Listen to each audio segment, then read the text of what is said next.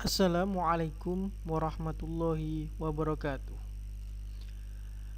Untuk semester genap ini kita mulai bab pertama, yaitu membahas sholat Jumat.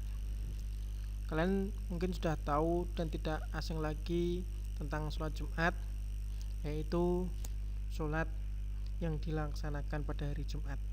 Itu intinya. Untuk itu kita akan mulai pembahasan materi sholat Jumat. Yang pertama itu nanti ada gambar-gambar, kita lewati saja. Yang pertama adalah pengertian, terus dalil, hukum sholat Jumat, syarat wajib sholat Jumat, syarat sah sholat Jumat, sunnah sholat Jumat, dan khutbah Jumat. Nanti juga ada tugas 1, tugas 2, dan terakhir kita ada ulangan harian. Pertama kita menginjak pengertian sholat Jumat. Apa itu pengertian sholat Jumat? Itulah sholat yang wajib dikerjakan pada waktu duhur di hari Jumat yang diawali dengan 2 khutbah Jumat. Jadi jelas pengertiannya, gitu. Sholat Jumat adalah sholat yang wajib, berarti hukumnya wajib, yang dikerjakan pada waktu duhur. Jadi waktunya adalah waktu sholat duhur, sama seperti dengan waktu sholat duhur di hari Jumat, bukan hari yang lain, dan diawali dengan 2 khutbah Jumat. Ingat, harus diawali dengan 2 khutbah Jumat. Kalau tidak ada 2 khutbah Jumat, maka tidak sah sholat Jumatnya. Atau mungkin ada 1 saja, berarti juga tidak sah. Harus ada 2 khutbah Jumat. Untuk dalilnya, yaitu pada Quran surat Al-Jumu'ah ayat 9 yang bunyinya A'udzubillahi minasyaitonirrajim, Bismillahirrahmanirrahim. Ya ayyuhalladzina amanu idza nudiya lis-sholati min yaumil jumu'ati fas'au ila dzikrillahi wa darul bai'. Dzalikum khairul lakum in kuntum ta'lamun. Artinya, hai orang-orang yang beriman, apabila diseru untuk menunaikan sholat Jumat, maka bersegeralah kamu kepada mengingat Allah dan tinggalkanlah jual beli. Yang demikian itu lebih baik bagimu jika kamu mengetahui. Ini adalah dalil sholat Jumat yang langsung dari Al-Quran, surat Al-Jumu'ah. Itu bahasanya ketika kita sudah diserukan, itu sudah mungkin adzan Jumat, maka harus bersegera, tidak boleh kita menunda-nunda, apalagi kita melakukan perbuatan-perbuatan yang tidak berhubungan dengan ibadah. Maka kita harus ingat kepada Allah, maksudnya ingat kepada Allah, bisa berzikir atau bisa dimaknai ibadah. Mengingat Allah, ibadah apapun namanya ibadah itu menyembah pada Allah, berarti termasuk mengingat pada Allah. Dan tinggalkan jual beli, yaitu adalah meninggalkan sesuatu yang berhubungan dengan dunia, tidak berhubungan dengan ibadah, maka itu lebih baik. Selanjutnya, hukum sholat Jumat. Hukum sholat Jumat itu, sholat Jumat hukumnya wajib kecuali 4 golongan. Jadi hukumnya itu adalah wajib kecuali 4 golongan. Yang pertama adalah hamba sahaya atau budak. Budak ini tidak wajib untuk melakukan sholat Jumat. Yang kedua adalah perempuan. Kalau perempuan berarti nggak wajib sholat Jumat, tapi kalau laki-laki wajib.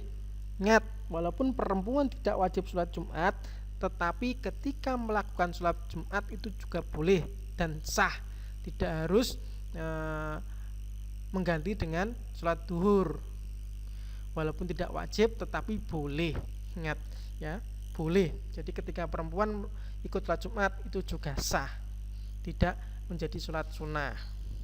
Anak-anak yang belum balik, ini juga tidak wajib, tetapi juga boleh untuk melakukan sholat Jumat dan sah. Yang keempat adalah orang yang sakit, yaitu laki-laki ketika sakit tidak bisa pergi ke masjid untuk melakukan sholat Jumat, maka dia tidak diwajibkan untuk melakukan sholat Jumat.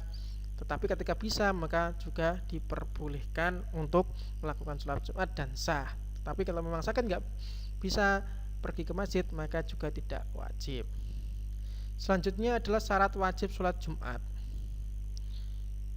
Syarat wajib sholat Jumat yang pertama adalah Islam, baligh, berakal, laki-laki, sehat, merdeka, menetap atau mukim. Yang pertama adalah orang-orang yang beragama Islam, baligh, berakal, laki-laki, sehat, merdeka, dan menetap atau mukim, itu berarti wajib untuk melakukan sholat Jumat. Nah, kalian termasuk enggak dari ketujuh syarat ini? Kalau termasuk maka kalian wajib melaksanakan sholat Jumat.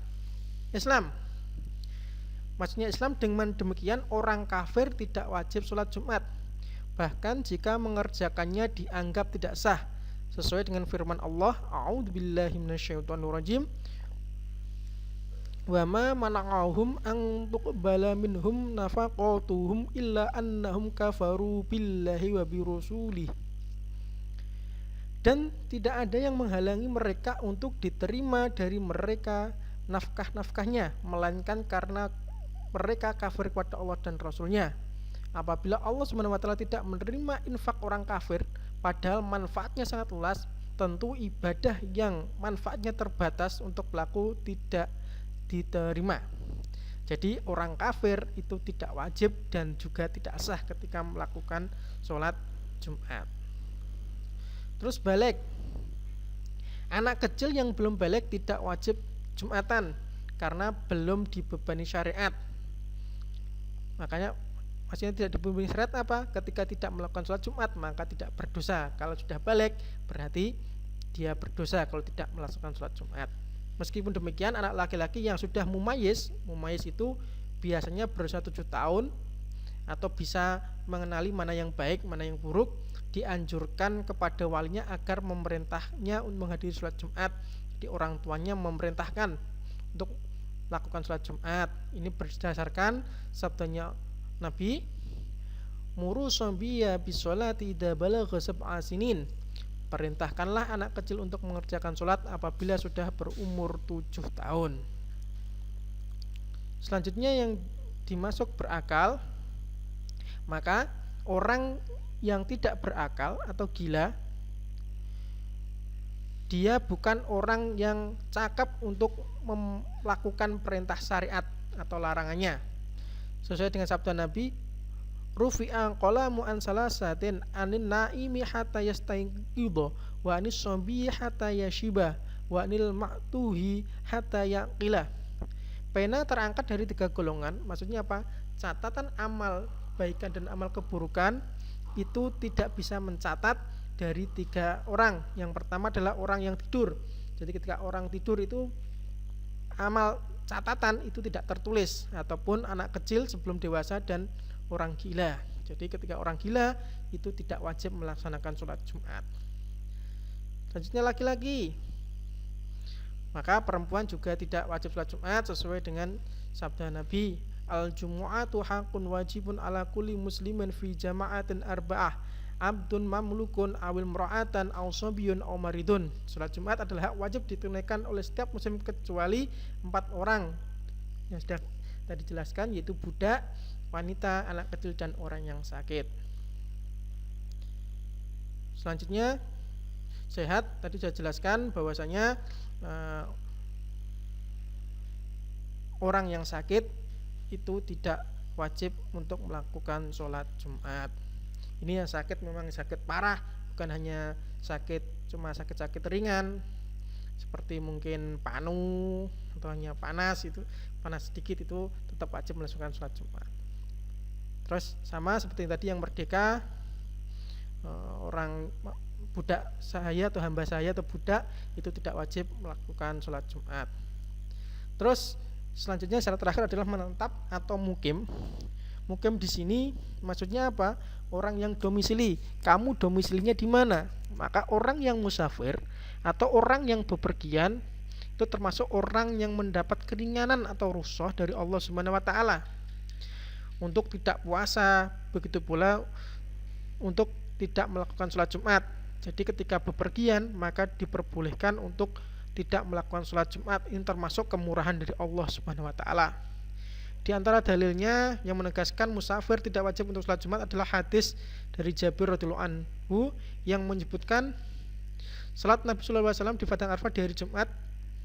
Jabir radhiyallahu anhu mengatakan kemudian muadzin mengumandangkan adzan lalu iqamah. Nabi sallallahu alaihi wasallam salat duhur, kemudian muadzin iqamah, lalu salat asar. Intinya pada saat itu ketika hari Jumat, ketika di padang Arafah, Nabi melakukan salat jamak, bukan salat Jumat. Adapun tentang musafir yang singgah atau menetap bersama dengan orang mukim berprasat, sebagian ulama berpendapat disyariatkan Jumatan atas mereka karena mereka mengikuti orang-orang yang mukim. Maksudnya apa? Walaupun domisilinya mungkin domisili di Surabaya, tetapi tinggal lama mungkin di Jakarta atau di Semarang atau di tempat lain karena mungkin belajar atau bekerja atau yang lain, maka tetap wajib untuk melakukan sholat Jumat. Selanjutnya kita akan membahas tentang syarat sah sholat Jumat. Syarat sah sholat Jumat itu sholat Jumat diadakan, yang pertama adalah sholat Jumat diadakan dalam satu tempat atau tempat tinggal baik di kota maupun di desa. Tidak sah mendirikan sholat Jumat di tempat yang tidak merupakan daerah tempat tinggal seperti di ladang atau jauh dari perkampungan penduduk. Jadi harus diadakan di satu tempat atau tempat tinggal. Jadi ketika ada perkampungan, nah di perkampungan itulah harus diadakan di suatu tempat, ada tempatnya seperti masjid, maka tidak diperbolehkan ketika mendirikan sholat Jumat mungkin di hutan yang jauh dari perkampungan penduduk, karena syarat wajib tadi harus mukim. Terus sholat Jumat diadakan secara berjamaah. Jumlah jamaah menurut pendapat sebagian ulama adalah 40 orang laki-laki dewasa dari penduduk negeri setempat. Sebagian ulama lain mendapatkan lebih dari 40 orang jamaah, dan sebagian ulama yang lain berpendapat cukup dengan 2 orang saja karena sudah berarti berjamaah. Ini pendapat yang paling kuat yang digunakan oleh para ulama, yang disepakati kebanyakan ulama, yaitu adalah 40 orang laki-laki dewasa yang berdomisili. Jadi ketika ada musafir yang ikut sholat Jumat itu tidak dihitung, hanya 40 orang laki-laki, ingat laki-laki bukan perempuan, yang domisili di dekat masjid untuk melakukan sholat Jumat itu.